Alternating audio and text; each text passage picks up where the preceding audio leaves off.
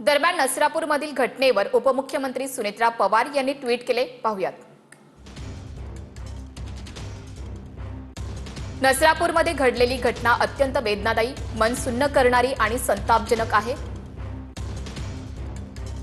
एक आई म्हणून पीडित कुटुंबाची, विशेषतः त्या आईची अवस्था मी मनापासून जाणू शकते. हे प्रकरण फास्ट ट्रॅक कोर्टात चालवण्यासाठी आम्ही आग्रही आहोत. अशा विकृत प्रवृत्तीच्या गुन्हेगारांवर पोलादी हातांनी कारवाई झाली पाहिजे, हीच समाजाची अपेक्षा आहे. एक आई म्हणून, एक नागरिक म्हणून मी या प्रकरणाचा सातत्याने पाठपुरावा करते. दरम्यान नसरापूर प्रकरणावरून सुषमा अंधारे यांनी मंत्री आदिती तटकरे यांच्यावर ट्विट करत निशाणा साधलाय, पाहुयात.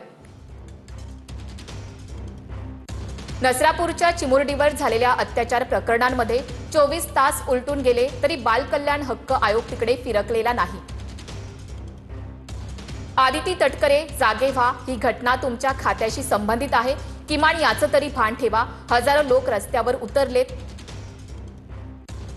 महिला बाल कल्याण मंत्री म्हणून तर तुम्ही नापास आहातच, पण पीडितेच्या आई वडिलांचा आक्रोश जर तुमच्या काळजाला भिडत नसेल तर तुम्ही माणूस म्हणून घेण्यास अपात्र आहात, असं ट्विट सुषमा अंधारे यांनी केले आणि आदिती तटकरे यांच्यावर निशाणा साधलाय.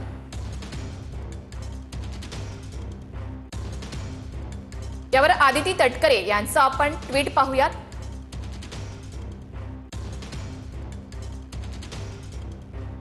नसरापूरमधील अमानुष घटनेबाबत कळताच मी पीडित मुलीच्या कुटुंबियांना संपर्क केला. कुटुंबियांसोबत मी सातत्याने संपर्कात आहे. स्थानिक आमदार शंकर मांडेकरांच्या माध्यमातून ग्रामस्थांसोबतही सकाळी संवाद साधला. या कठीण काळात शासन आपल्या पाठीशी आहे. कुटुंबियांसोबत समन्वय साधला आहे, असं ट्विट आदिती तटकरे यांनी केलंय.